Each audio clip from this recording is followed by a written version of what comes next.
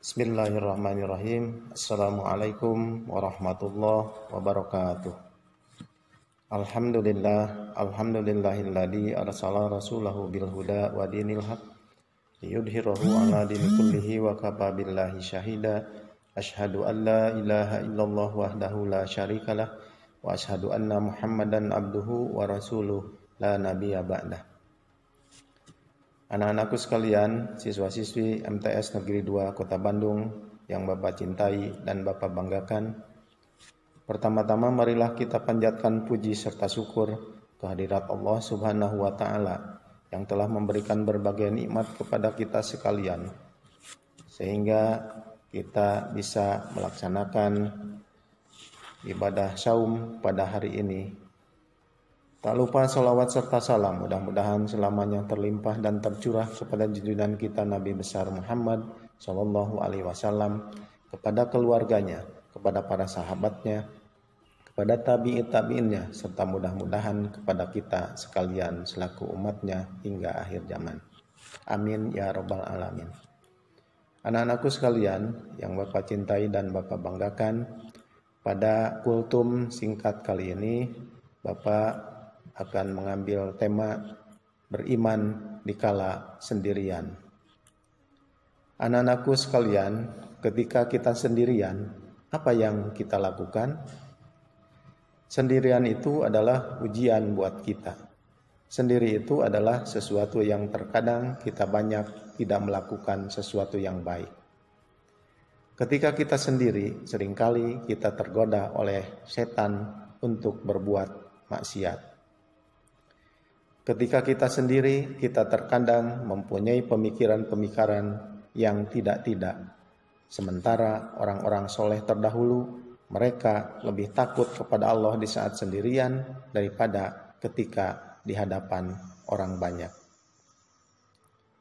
Maka kewajiban kita agar kesendirian kita tidak berubah menjadi malapetaka, kita harus membekali kita dengan rasa takut kepada Allah Subhanahu wa taala.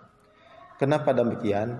Karena banyak orang yang bertakwa kepada Allah ketika melihat orang banyak.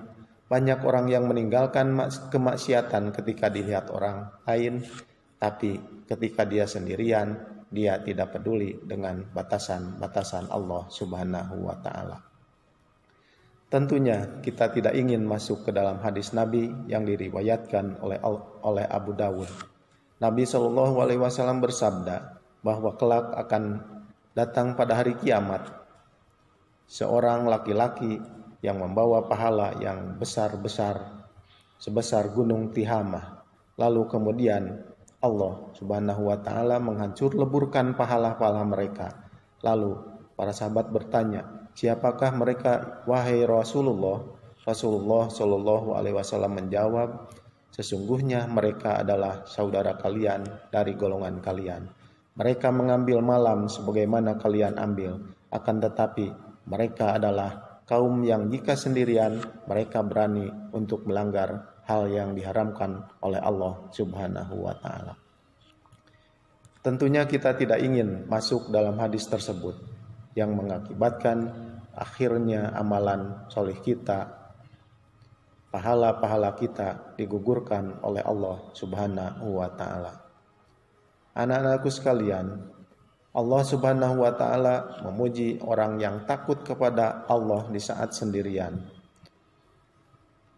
Sebagaimana Allah berfirman dalam Quran surat Al-Mulk ayat 12 yang artinya, sesungguhnya orang-orang yang takut kepada Rabb mereka di saat mereka sendirian, bagi mereka ampunan dan pahala yang besar.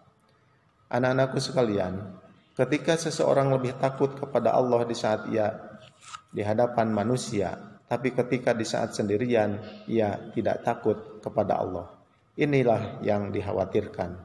Kenapa demikian? Yang dikhawatirkan adalah kalau ternyata ia wafat dalam keadaan kesendiriannya tersebut.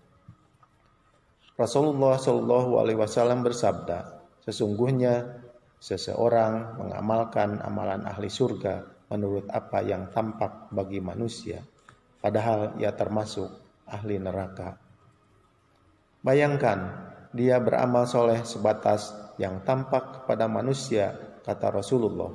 Ternyata ia termasuk penduduk api neraka. Kita tidak ingin tentunya masuk di dalam hadis tersebut.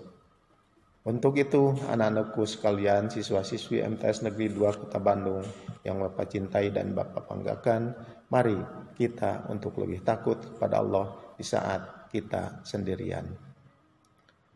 Allah terkadang menguji kita di saat sendirian itu dengan maksiat di mata kita. Kita diuji oleh Allah dengan smartphone, diuji oleh Allah Subhanahu wa Ta'ala dengan gadget. Di sana kita bisa melihat hal-hal yang diharamkan oleh Allah Subhanahu wa Ta'ala. Terkadang ketika kita sendirian, tidak ada orang yang melihatnya, ternyata kita menjadi orang yang tidak takut kepada Allah.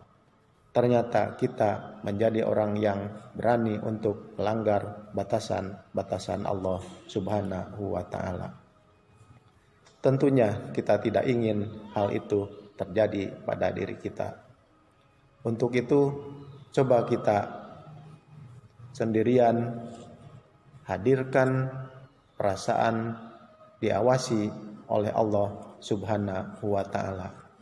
Kita ingat bagaimana kalau kita wafat di saat kita sendirian dan berbuat maksiat kepada Allah.